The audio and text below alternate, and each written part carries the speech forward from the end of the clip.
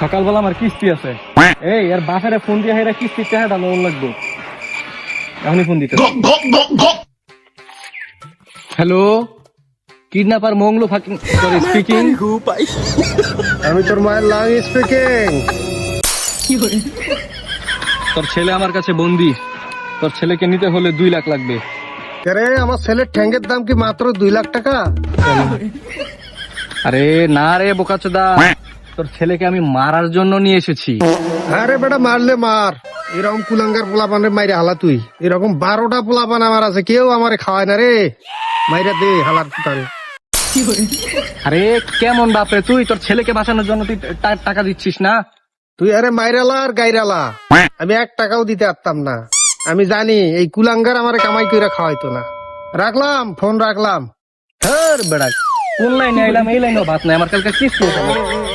এই যা। এই থাক থাক, বলিস না। এর বাপ হইতাছে আমার তো বড় ফকির নিয়ে, দিতে না।